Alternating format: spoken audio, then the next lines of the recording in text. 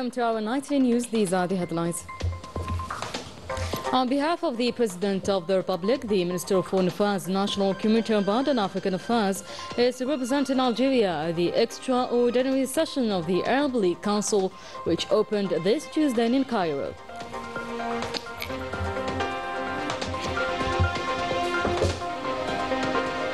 The Algerian-Italian partnership is further strengthened at a high-profile business forum, bringing together entrepreneurs from both countries with an unprecedented turnout from Italian investors.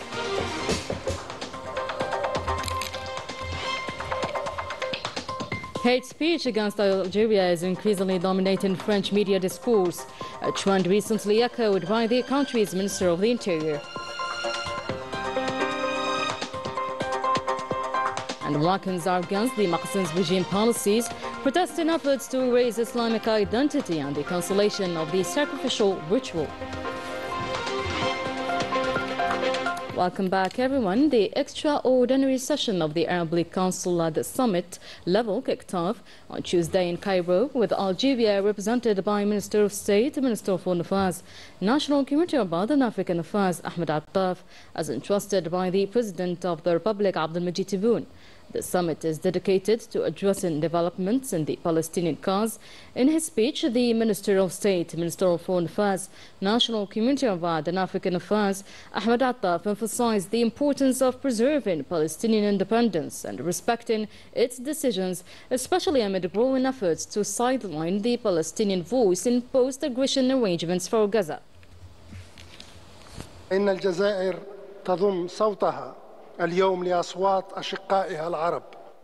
Algeria joins its voice today to the voices of its Arab brothers to confirm her absolute rejection of the plans to displace the Palestinians from their land and to reiterate the desperate attempts to separate Gaza from the rest of the Palestinian territories and to condemn the attempt to annex the West Bank and seize it from its authentic Palestinian origin. Algeria confirms the need to raise the Palestinian independence decision and respect it, especially in the face of the recent manifestation of a wild desire to marginalize the Palestinian voice and change its organized role in the post-aggression on Gaza. These arrangements must implement the basis of our cause, not weaken it, and must clarify its features, not erase it, on the path of establishing an independent and sovereign Palestinian state. We are required today to turn to our Palestinian brothers. They need our support to consolidate the ceasefire. They need our support to help them carry out their reconstruction efforts. They need our support to implement a long-lasting and final solution to the establishment of the Palestinian state, the independent Palestinian state. والنهائي عبر إقامة الدولة الفلسطينية المستقلة. And the tripartite meeting between Algeria, Tunisia and Libya was held on Tuesday ahead of the Emergency Arab Summit in Cairo. The meeting included the Algerian Minister of State, Minister of Foreign Affairs, National Community and African Affairs, Ahmed Attaf, the Tunisian Minister of Foreign Affairs, Migration and Tunisians Abroad, Mohamed Ali Nafti, and the Libyan Minister responsible for managing the Ministry of Foreign Affairs, Tahir al-Baour. The meeting focused on reviewing the progress made in implementing the outcomes of the Algeria-Tunisia-Libya summit held in April 2024 in Tunisia, and the three ministers discussed preparations for the upcoming tripartite summit scheduled to take place in the Libyan capital. They agreed on the key steps and arrangements required to ensure the success of this important event. The Minister of State, Minister of Foreign Affairs, National Community and African Affairs, Ahmed Attaf, had bilateral talks on Tuesday with the Tunisian Minister of Foreign Affairs, Migration and Tunisians Abroad, Mohamed Ali Nafti, prior to his participation in the Emergency Arab Summit in Cairo. The meeting provided an opportunity to discuss the various challenges facing the Palestinian cause in light of the anticipated outcomes from the extraordinary summit.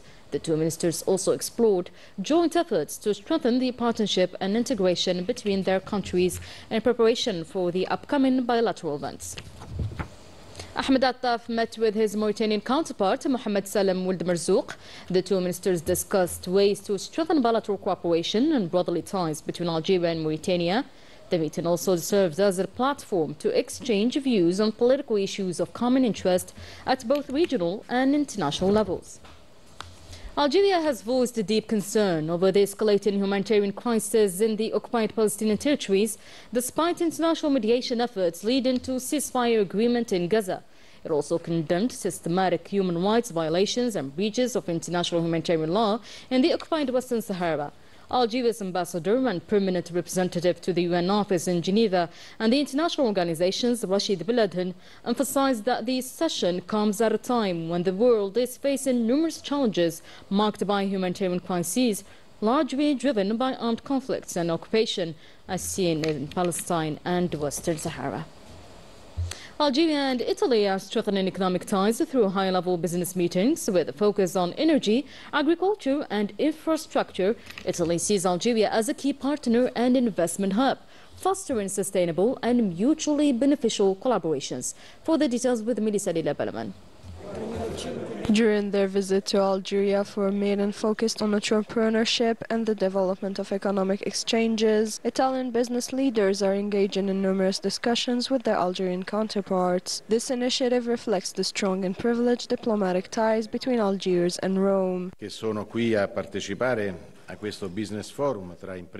The partnership between our two countries is solid and must continue to grow, and we are actively working towards that. The energy sector is particularly crucial, but there is also great potential for collaboration in agriculture and water resources. We have significant expertise in the agricultural field and are ready to support our Algerian friends. There are also promising opportunities for cooperation in industry, infrastructure, tourism, and even defense. This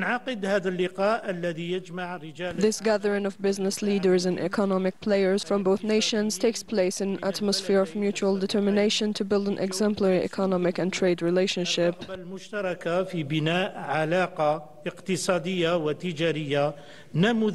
For Italian investors, Algeria represents a market rich with opportunities where they can explore collaborative ventures in diverse fields. Italian companies have always regarded Algeria as a key and reliable partner. We are making significant progress, particularly in renewable energy and technology transfer. Algeria is a very strong partnership with Italy, and this is the first country in Africa region and the first country to give gas to Italy, and this is the third partner for. Algerian business leaders are also shifting their focus towards new investment sectors after discovering Algeria's economic stability and potential. The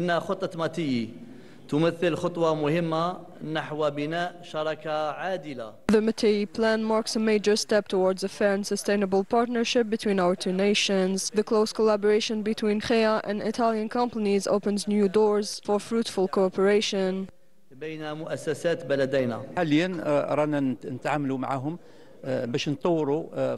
We have chosen to work with Italy in development and renewable energy because of its vast expertise in this sector. This partnership follows a mutually beneficial approach, ensuring a win-win collaboration for both sides. This economic meeting underscores the role of Algiers and Rome as two major political and economic hubs at a time when Algeria is strengthening its ties with key players in the Euro-Mediterranean region.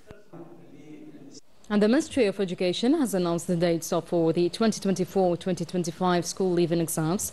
The middle school exam will take place from June 1st to the 3rd, while the baccalaureate exam is scheduled from June 15th to 19th.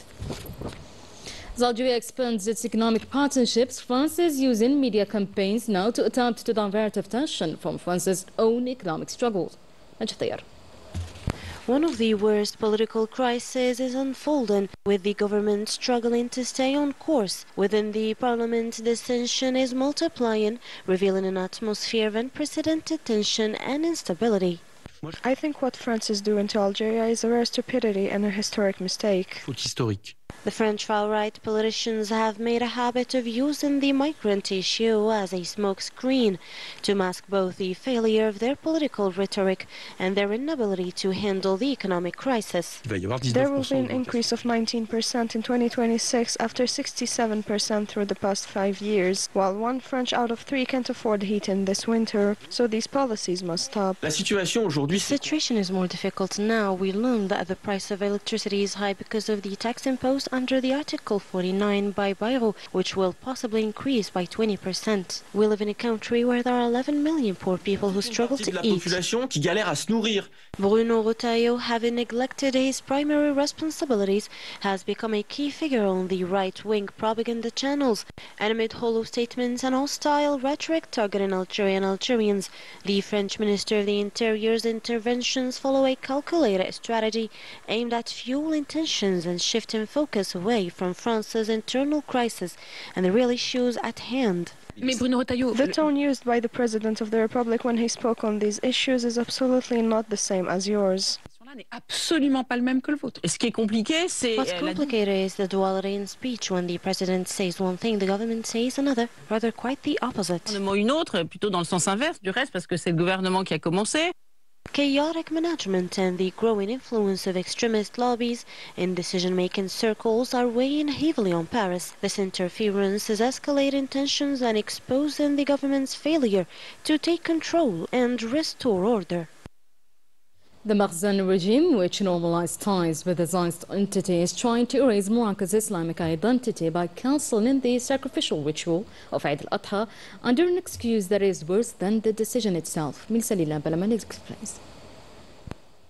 The Makhzen regime's violations and oppressive decisions against its own people continue to escalate daily, aiming to restrict freedoms and erase the nation's identity in line with its monopolistic policies and narrow interests. Defying all international, legal and human rights norms, it has now crossed all expectations by issuing a shocking decree, an open challenge to one of the sacred rights of the most merciful on the eve of the blessed month. This has never happened in the history of Islam where a Muslim leader bans the sacrificial rituals.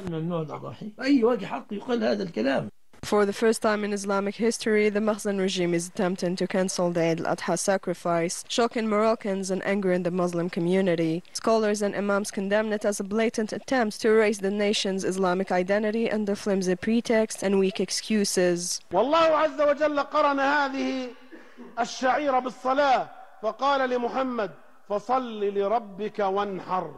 God has ordered the Prophet, peace be upon him, so pray to your Lord and sacrifice. So who does the King of Morocco think he is to forbid the Muslims from sacrificing lambs? Why doesn't he focus on actual issues that seek his attention way more? هذا الذي وجده هذا الحاكم أن يزحف على الدين. The decision coming at a time when the country is suffering from a crippling economic crisis and a systemic failure in its social policies has left observers questioning why the Makhzen continues to squander the nation's wealth by the billions and why it does not adopt the very austerity measures it has imposed on its own people.